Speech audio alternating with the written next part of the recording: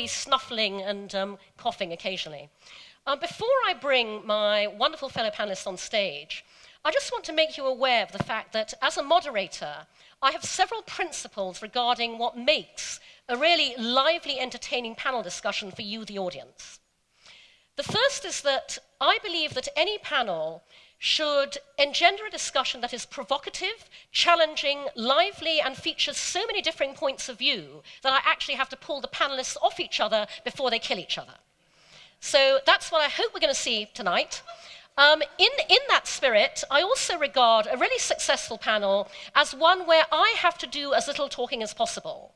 I really want these guys tonight to spark off each other and to jump in and interrupt each other, disagree with each other, and really have a very lively and engaging conversation before we open it up to the audience. Because personally, I can't stand the kind of panel where people deliver little set pieces, wait for the moderator to ask them a question, check with the moderator before they know whether they're allowed to talk, and all agree with each other. That's incredibly boring. And the third principle is that I've asked all of our panelists to be completely open and honest in expressing their views and what they think tonight. We are talking to ourselves. We are all part of the same industry, and in that context, we should all feel free to really engage in what we really think and feel about the subjects under discussion. In that context, this panel have very bravely agreed with my very firm principle, which is that they have no idea what questions I'm going to ask them beforehand, and they have not prepared any answers. So, that being said, I'd like to welcome, first of all, Robert Wong, Executive Creative Director of Google Creative Lab, and along with me, a judge of ads worth spreading. Who has gotten caught up in his name tag. I'd also like to welcome Fernanda Romano, who is a winner of TED's Ads Worth Spreading with Dulux Let's Color, and she's the Global Creative Director of Digital and Experiential at Euro RSCG, and she's come in from London to be with us tonight. Our third panelist is Paul Folks, also a winner with The Chase for Intel. He's the Associate Creative Director at Venables Bell & Partners, and he's come in from San Francisco. And finally, delighted to have with us as part of this panel, Chris Anderson, the curator of TED. Woo. Woo.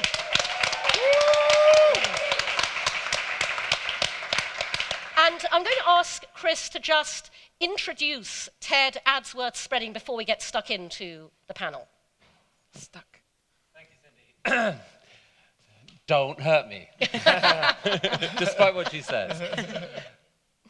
I think Ads Worth Spreading started out as a conversation in our team about pre-roll advertising.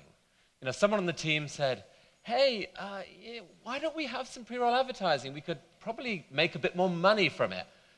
And I said, I think, yeah, but why would an advertiser want the first emotion they engender from their new client to be rage?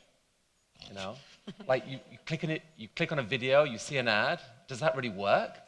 And they said, yeah, but people, for post-roll advertising, fewer people actually view it. And I said, yeah, but what if people knew that the ads that came at the end of the videos were really great? They said, well, they don't know that right now. And we thought about what was happening online and got really depressed at this vicious downward cycle of marketers having to be ever more aggressive to desperately get those clicks, and online audiences getting more and more frustrated and annoyed at advertising. So this was an attempt to try and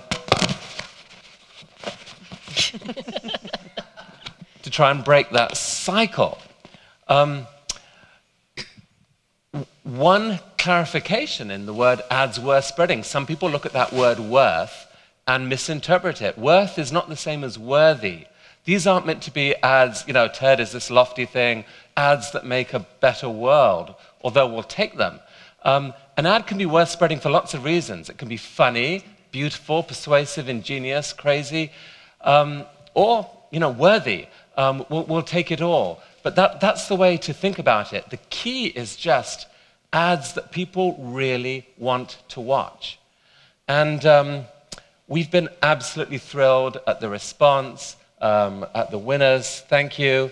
And something really interesting emerged during this, which is the winning ads are all long. They're not, 30-second traditional TV ads. And the thing that most excites me about this whole thing, and maybe people want to talk about this later, is the possibility that we could see the emergence of a new sort of longer form of communication. That if on television, time is limited. You've got one timeline that everyone shares, and so it has to be sliced really fine. 30 seconds is a long time and expensive. Online, everyone has their own timeline. In principle, time is infinite, provided you can persuade someone to keep watching. So these longer ads get into people's heads in a different way than a typical 30-second ad did. Is that me? And so we found that thrilling. Anyway, so that's Ads We're Spreading. Thank you to you, Cindy. Thanks a lot to the Ads Director Club and to YouTube for doing this. This is beautiful. And we've got, and then I'm done being nice. Thanks to AICP, Nice Spots, The One Club, Contagious, and 4As, all of whom are here and all of whom made a key difference in making this work. Thank you. Terrific. So, my first TED that I attended was 2002, which in fact was the first year that Chris took TED over from Richard Saul Wurman. And I was absolutely blown away by the experience. It was extraordinary. I went back to BBH New York, which I was running at the time. I wrote to the entire BBH group board saying, oh my God, I've just been to this extraordinary conference, you all have to go. This was 9 years ago. The BBH group board went, yeah, Cindy, another one of your enthusiasms. But I also went back to BBH New York saying to the whole of the creative department, I wish I could take you all to TED, which we obviously, as a little startup agency, couldn't possibly afford to do. But I really want to do that because everything that TED is about, expanding horizons, opening minds, inspiring, is absolutely what our industry feeds on. And I was really thrilled, back in 2002, to see that TED has always used ads as interstitials within the conference. And I was thrilled to see the audience response within this particular environment to some of the best examples of work in our industry. And in fact, Chris, back then, openly asked people to submit ads that they felt were worthy of being shown at TED. I submitted a couple from BBH, Johnny Walker, Axe. But Arthur C. Clarke, in his third law, says any sufficiently advanced technology is indistinguishable from magic. And at its absolute best, what we do is magic. It has the power to transform the fortunes of brands and businesses. So I'm particularly thrilled to have this opportunity to be part of an event that I hope characterizes a really inspirational and interesting collaboration for our industry and TED going forwards. In that context, I'm going to start with a question that I'm going to pose to Robert, Fernanda, and Paul. And any one of you jump in on this. What does TED mean to you? What is TED, as far as you're concerned? And give me your completely individual responses. To me, it's always been inspiration, education. It makes me feel stupid. And I think when you feel stupid, when you stay stupid, you continue to be curious and you're always interrogating what you do, whatever it is that you do. So to me, it makes me feel stupid, which is good, in a good sense. Obviously, TED is about ideas, and the advertising industry, when it's done best, is always about good ideas. And I love the fact that TED is about, it starts with those ideas, and they move you to listen, to take part in a conversation, and hopefully act to make this world better. And if that can set a good example for advertising, what advertising can become, then that would be pretty admirable. That's bullshit. Yes, go with it, Robert, go with it. No. For me, it's a reminder of the best of who we are all time. So it's like, you see something, oh my God, that's great, and it inspires you like to even, it doesn't make you feel stupid, but also kicks your butt a little bit to like try to be better every day. Oh yeah, I just don't think it's only related to work. I mean, I was there where our award was to go there for a day, and I felt stupid the whole day. There was a guy who was printing a kidney, you know? Yeah. And I mean, that's unbelievable. And you think about the good consequences and bad consequences of it. And, you know, because there could be bad consequences in printing other stuff, you know, but a kidney is probably only good consequences. But it does make you feel stupid, because how did he get there? And forget advertising, because advertising becomes so tiny and small. And I think that's when you get to, we were talking before about the role of companies in society. And, you know, I think that it makes you feel stupid in the sense that we, in our work, then when you get to work, need to change the mindset to be less commercial and to be more, what are we doing as citizens of our world, whether you're a person or a brand? And I came out of it humbled and stupid, but in a good sense. I'm just curious, like, how many people have been to TED? Raise a hand, I'm just curious. And how many people have seen a TED video, TED Talk? So basically everyone. Okay, that's very cool. How many people felt stupid after that? See, I'm not alone. So, I was just going to say, this is being nice to Chris for 1 second. I'll be nice. It's the thing of, you know, we have messages sent to us through media, through advertising, through teachers, through schools, through, you know, all these sources. And I do think that, like, what TED does is, like, these are the best messages that, you know, any human being can more or less get them, you know, to be their best self. Yeah. So, Chris, you posted on the TED blog this week, and you talked about ads worth spreading. You talked about what you spoke about just now. TED never puts ads in front of its videos. We don't believe in shoving ads down people's throats. You talked about the fact that some people have an instinctive dislike of corporations and hate all marketing messages of any kind. But if you care about a better future, then corporations have to be part of that conversation. And because you're running the ads after the talks, we can let these ads run longer, as you said, than a standard 30-second TV spot. That allows them to adopt a different tone. Less marketing spin, more authentic storytelling. What do you really think about advertising? I think it's incredibly important that we figure out how to hold a different kind of conversation between corporations and people. I do think that corporations are critical to the world's future. You know, they're giant, they're packed with resources, they're organized across borders. They can actually make decisions in a way that governments appear unable to do. They can get stuff done. And so in terms of what's going to make a difference to the future, what happens in corporations is key to it. But we've got a situation, it feels to me that there's a situation of sort of a growing divide between what an average person out there thinks about companies and what people inside the companies think. A lot of people are incredibly cynical about companies. They view them as, they are maximizing their profit potential, therefore everything they do is tainted, therefore don't trust them. And there's so many people who believe that, and there's some truth in some of that. And yet, you and I, we all know lots of people in companies. We know that companies are populated by people with lots of motivations. And part of it, yes, is to make money, but part of it, people take their responsibilities seriously. Every CEO I've ever met wants to go home and tell their kids something other than just, I made a little more money today. They want to believe that they are making some positive contribution to the world. So how does that get communicated to an ever more sophisticated audience? That's the question that I don't know the answer to. I'm hoping that people out there know the answer to, because I really think it's critical for companies' futures and for the world's futures. And that's what this is about. It's trying to say, can you help us find a different way of telling the corporate story? And what was so thrilling to us was that so many of the ads that came out, they didn't feel like traditional ads. They were surprising in how they told their story.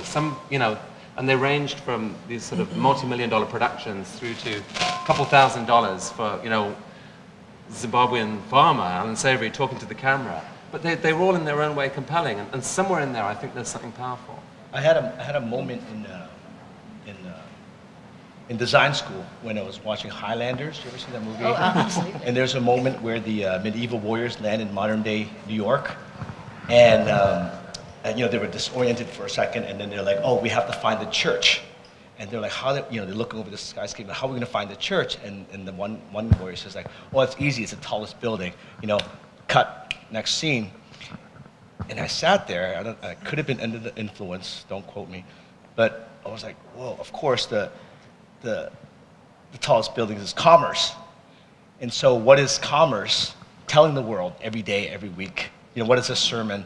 What is the book that we're talking through? And I remember at that moment, I was like, okay, I think global marketing spend for all in the world is like $7 trillion, something like that. And I remember thinking, you know what, let's hijack that $7 trillion and make sure it does good. It adds beauty, it adds emotion, it adds meaning and all that good stuff. And I think that's what, the examples that you see here do really well. To your thing, Chris, like, it's if you're just selling something, it's only part of the story. If you're selling something and make people feel something, give some value, that's another part. If you're selling something, make something feel something, and positively impact the world, it's a cool thing. I came here with Don McKinnon, who's from Red, and I thought it was, oh my God, that's like one of those perfect examples where everyone wins. The marketer wins because they sell a little more, Red eye nanos because then the consumer wins because they feel a little bit better. I get a nano and I feel a little bit better about my moral values. And Red wins because, people's lives are saved. And anytime that we do anything where we're just increasing sales by 5%, we're leaving a ton off the table.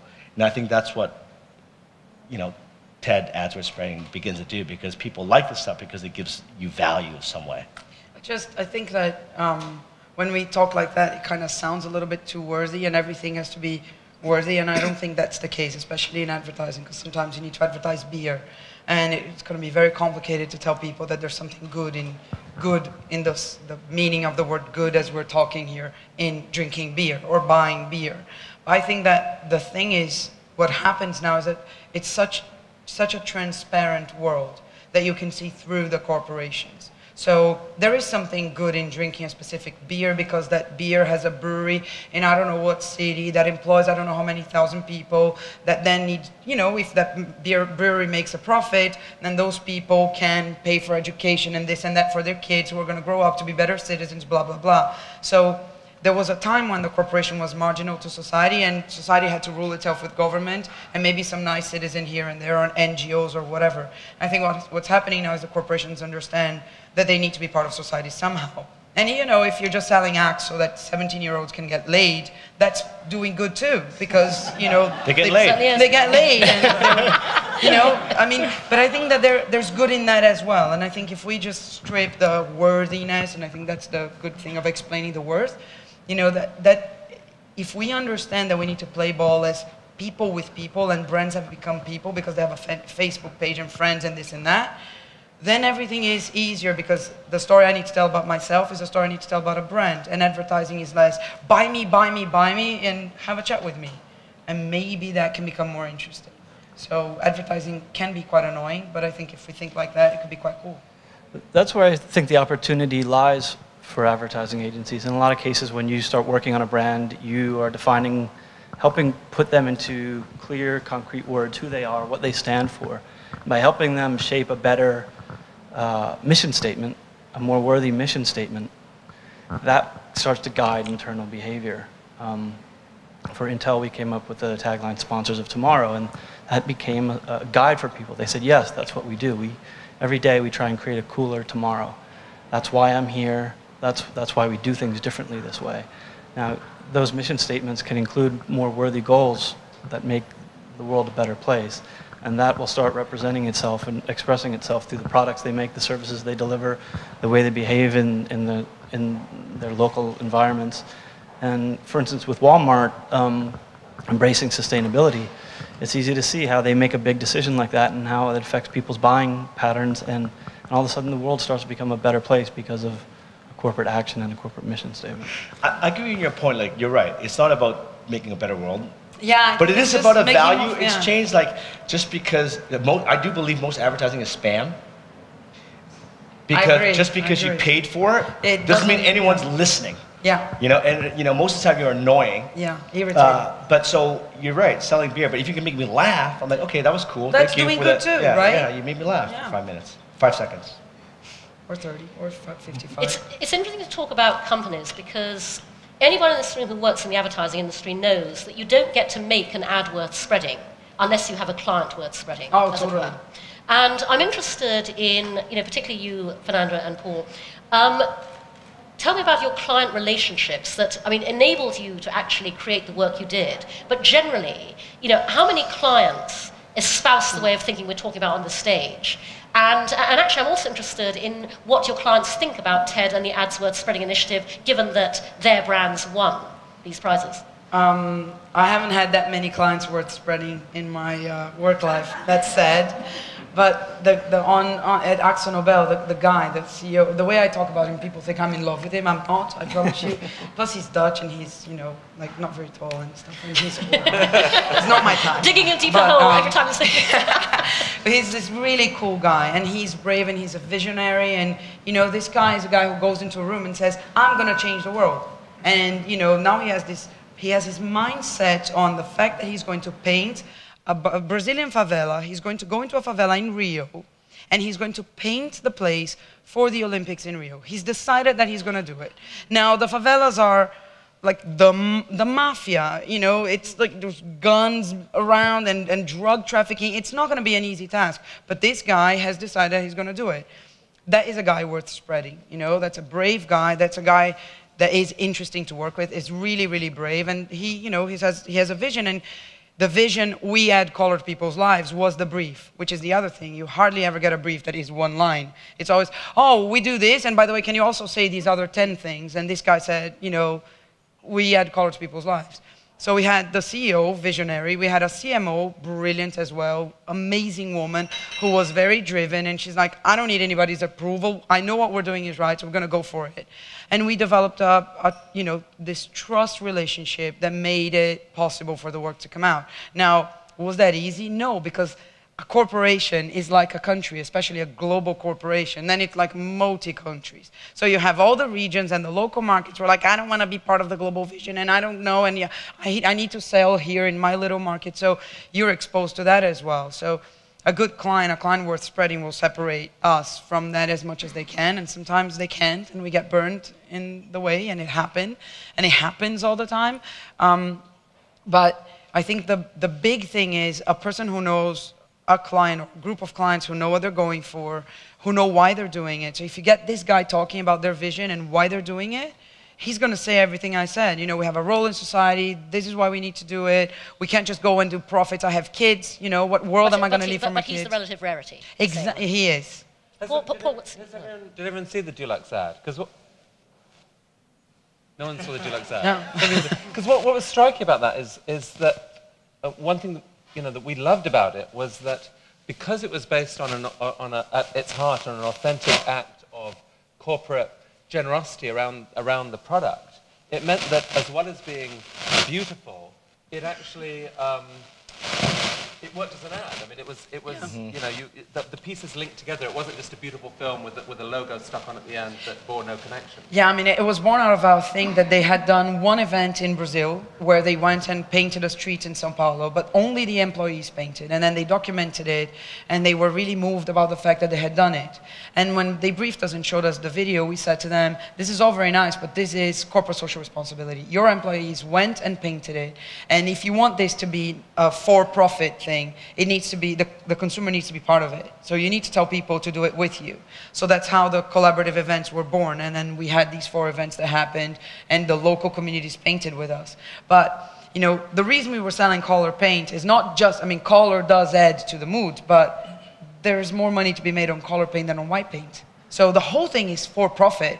But if you can do something that lifts people's moods, and by the way, makes money for the corporation, why not, you know? So that was the whole thinking. And then all the colors that we painted, the exterior places where we went to, were commercialized and in the local markets, because you know what, if you see color in the street, why wouldn't you bring color into your house?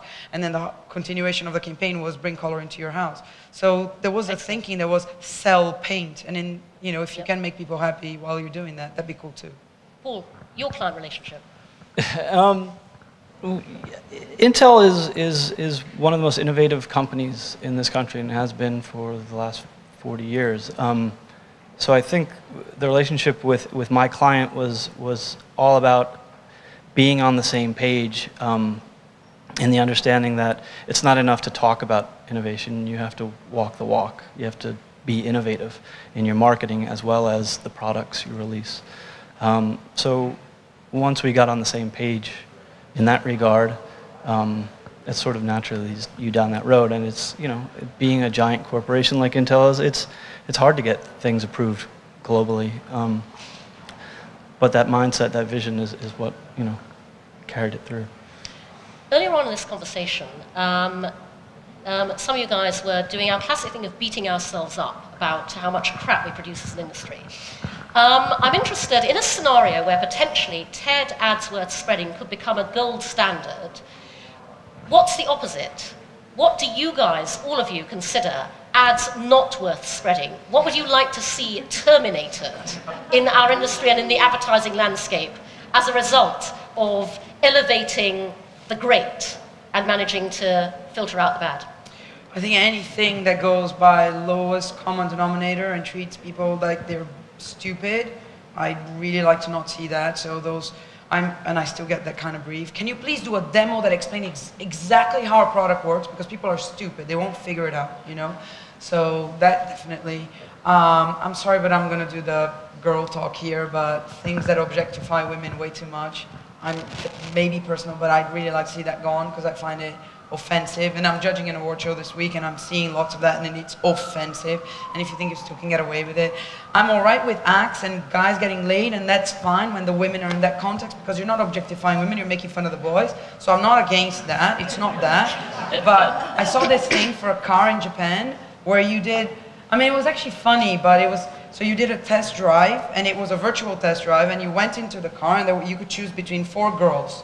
And you're test driving the car with these girls, and as you're driving the car, the girls become your friend, and then maybe they can become your date. It's like a virtual game where the guy doesn't ever really meet the girl, and the girl makes the car more interesting, and then guys buy the car more. Right. I mean, you know, weird. Right. Okay. So I'd like not to see that too. Robert, what ads would you consider not worth spreading? I don't have a specific answer, but I think anything that doesn't respect my time. You know, I think our most valuable asset is time, and anything that just thinks it could take up your time just because they paid for it, like, you know, and then back to our original point, anything that gives you any value, like make you smile, make you laugh, make you cry, make you feel something, learn something, or know it's on sale. Like useful information, anything of that is good. Anything that just disregards my time because they paid for it is horrible. Yeah, I hate ads that ambush. I just really resent it. You know, my background was a magazine publisher, and it felt like in the magazine format that there was, the medium had worked out what was an acceptable compromise. You had magazines stuffed with ads. They actually were often relevant, but it was very quick to look at an ad. You decided whether to turn the page or not. They added value. You didn't have to look at them. I don't think the online marketing, we've figured out what the right compromise is yet. And it feels, even reading upmarket media, you read the New York Times and you're reading a story and then suddenly, you know, you have to move your eyes around because some damn ad is trying its hardest to shove its way in front of you. It's not respectful, and I think it's ultimately very, very destructive. And we're educating people to hate advertising. We have to do the opposite. Coming off of that, I think a lot of those ads that waste your time are ads where corporations talk to themselves. And that normally happens when they do too many focus groups. And people in focus groups tend to say, just show me the white shirt. And they would never talk about the ad that just shows them the white shirt. They would talk about the ad that entertains them, makes them laugh, provokes them. But corporations listen to these focus groups and take them way too much to heart, and it just wastes everyone's time. I'm going to open this up to the audience in a moment, but I want to ask each of you to respond on something, which is, we have a fantastic opportunity here. We have an amazing collaboration with TED Ads Worth Spreading. We have YouTube's tremendous support, which is evidenced by this fantastic environment we're operating in, and also all the support and exposure they've given to Ads Worth Spreading. what would each of you like to see TED AdWords spreading become? Completely blue sky it. You know, with your own personal agendas, industry agendas, what would you like it to be? And Chris, equally, ultimately your vision for what this could achieve. And feel free to blue sky it as well. Well, going off of what I was just talking about, it would be amazing if the TED community became focus groups. It would certainly evolve the nature, the level of conversation that we see in advertising. Instead of talking the lowest common denominator, really have intelligent, engaged community weigh in on things. It sounds like an amazing petri dish to get some good ideas started. I think, to me, this year, because I got the call to talk about it, and I didn't understand we had won, because nobody told me we had won. They just said, can you talk about it? And I talked about it, and then I get an email, can you please not tell anyone? But do you mean we won? Yeah, so I thought if they had told me, I probably would have been more excited on the phone. But what I felt was that, you know, because it's great to win awards, and our industry is fantastic at celebrating itself, but I'm judging lots of award shows this year, and it's judged by a group of people that live in advertising and judge it in the parameters of advertising, and we kind of live a world around our own belly button, and that's an expression from Brazilian Portuguese, so it may not make sense in English, but you know, you think the world revolves around yourself. You like it. Yeah. So this thing was awesome because it was a different community of people. So you didn't think that there was the politics between the agencies and people who called people and asked for favors, and you know, it was suddenly the visionaries, the elite, intellectual elite is saying this work is great. And of course, they didn't judge the work from all over the world because it was only 1,000 entries. And we know there's probably 50,000 pieces of communications out there that would have been worth your time as a jury panel. But you know, to be selected by this group was an honor. So number one, if it stayed like that, it'd be great. So, you know, advertising industry is cool, but don't let us interfere too much because we're not very nice. So that's one thing. And the second thing is, if it became the start of a conversation, like when I called the client to tell him, he didn't really understand, and he said, "Oh, now I understand what you're saying. So you're saying TED chose us as an ad worth spreading?" Yes, that's what I'm saying. That's awesome. This is great. I have this SMS from him, which is really funny. And this is the CEO of a corporation, you know? So on that note, I'd bring the clients a little bit closer. I think we all know here, like, the work is only as good as what the client will buy. Yeah, we should celebrate that. And most CEOs, you know, have never even heard of any of the industry awards that we give each other. But they know TED. But they know TED. Yeah. So if it influences that community, like, oh, I understand now, my marketing has to like do this and that, and entertain and give value and blah, blah, blah, blah, blah. You know, if everyone becomes better buyers of the ads we're spreading, because we're all capable of making stuff that's worth spreading, I think that could potentially be a big thing. Because at the end of the day, if that $7 trillion, back to the hijack thing, you know, is all adding some, you know, positive value, beauty, laughter, whatever, that would be cool. Yeah, I mean, if the scientist that prints a kidney thinks it's cool, it's probably really interesting, right? I mean, seriously, you know, it's not. Yeah, Chris, what's your... I'd love this to someone out here on the creative side to persuade a CEO to go on camera and shock the hell out of the audience viewing. Basically, be honest like a CEO's never been before. Doesn't have to be a CEO, it could be someone else in the corporation. I would like to see this humanize companies. I think the world is changing. I mean, we were talking about courage earlier and how you need to find, you crave, you know, clients who have the courage to do commission great work. I think the world's changing. You know, you look, I think there's an analogy to what's happened in the Middle East. You've got these, you know, powerful regimes that have subsisted for years, top down, because the people didn't have any power. People got power, they started talking to each other, they started sharing words. Suddenly, the power shifts, the regimes fall. Something similar is happening in the marketing world. You can't be, in the connected age, you can't be a powerful, fearsome corporation and hide all your shit like you used to be able to. You can't. People will figure it out. They talk to each other. So you have to start being honest. And that doesn't mean, you know, you can still be cool, and you still, as a corporation, you're doing amazing things. So you can talk about that, and at the same time be honest. That's what I want, is to take the time that we're in history and say, it's time for a different way for companies to communicate with the rest of us.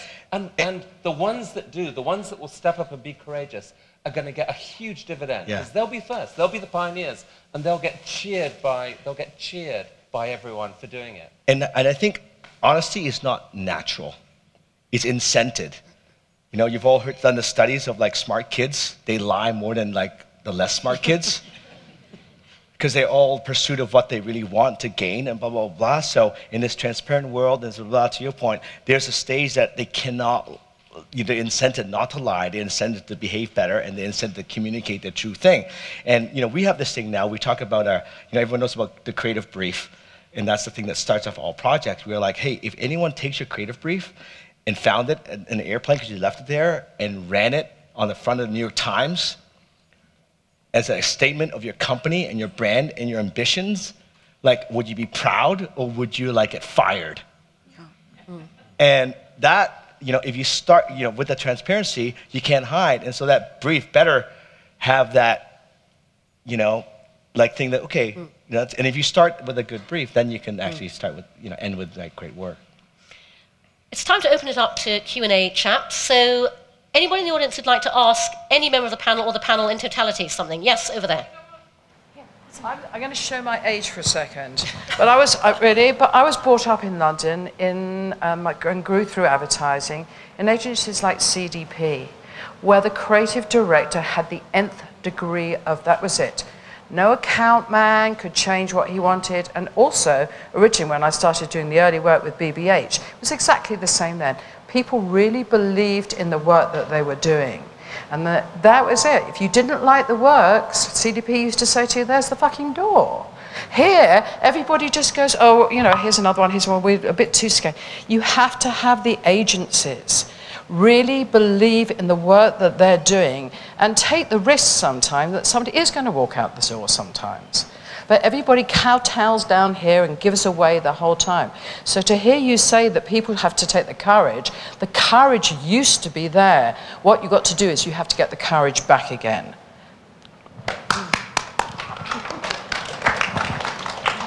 Yeah, there's an over there. Hi, I want to actually respond to that and also ask Chris a quick question. The world is very, very different now. There's an incredible amount of content and advertising. There are more products, media is fragmented.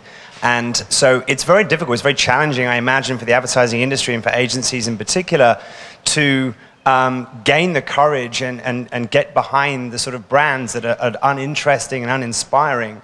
And unfortunately, if you look at television in particular, look at television networks and the advertising on these networks, the majority, the greater proportion of this advertising is terrible. And that is what we are exposed to every single day. And the question I have for Chris, though, is, do you see yourself actually now, in light of the fact that TED has become this global phenomena, actually as a competing entity to the Bravos of this world that continue to purport and put out and distribute terrible content aligned with terrible advertising, or not? We don't think in terms of competition particularly, other than any other, you know, it's all about attention. Everyone who's in the media business is in certainly, you know, a battle for a share of someone's time. So we certainly think about that and how to carve out our piece. But, you know, TED is basically based on a bet that ideas are fundamentally interesting to a group of people and interesting enough to actually, for them to become your advocates. You know, you send the right ideas out there and they actually rewire people's brains and persuade them to be your megaphone.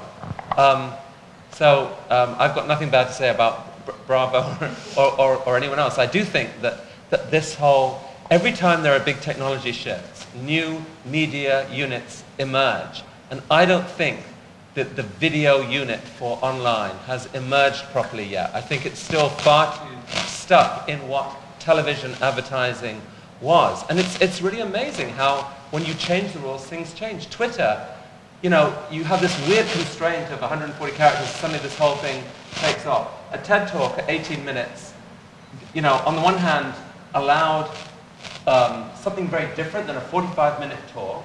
And so from that point of view, it seemed very short, and it allowed, you know, it's kind of a miracle that it worked online. It was much longer than everything that was working on YouTube originally.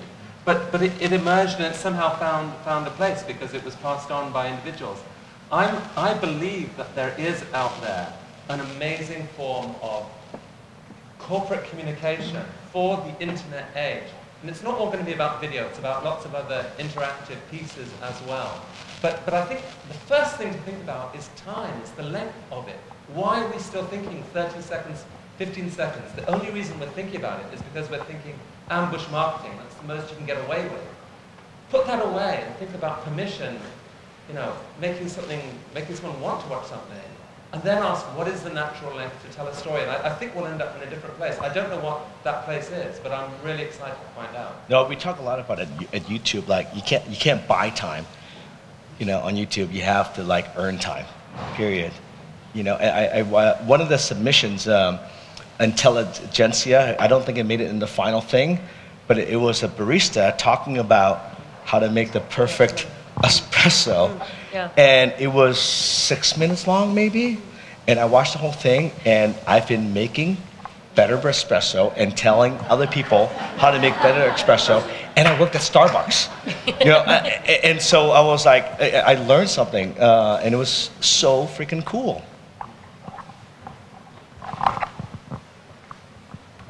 Yep. Hiya. I was one of the judges, so I had a question related to the show. A lot of what my company and some of the more, you know, excuse me, progressive companies are doing, stuff that isn't video, as you said a minute ago. Involves all sorts of stuff that's snail mailed out, events, etc. I'm curious about the challenge of presenting that in the format of the show, because I think that was a problem at times. Excuse me, I have a cough. But I think it was a problem at times, but what emerged was great. But, you know, particularly when you have to present it on your site, a short video, a long video, whatever, works best. But that isn't really what's going on right now. And I'm curious about, you know, what ideas you have about how you're going to present next year and going into the future. Excuse me. I mean, it's possible that next year TED will have more interactive ad, you know, placements, whatever. It's not where we're at right now. We're you know, we're there in the video land, and I agree that that doesn't cover everything. And I agree that the right way to show an interactive campaign isn't to do a show reel video. It's just not that interesting to do it that way. You kind of have to experience it. So I don't have a great answer for you, other than that in video alone, I am certain that there is room for an amazing amount of innovation still. Time for one last question, guys. There's another one there. Yeah. Okay, so I'm going to change the tenor of this a little bit. Chris, you had mentioned CEOs being a little bit more revealing, a little bit more honest. Shocking, I think you said. Charlie Sheen, all right? Is he refreshing or asinine? Is he worth spreading? I think there are two. I think there are two. My personal point of view on that, and definitely isn't a corporate point of view.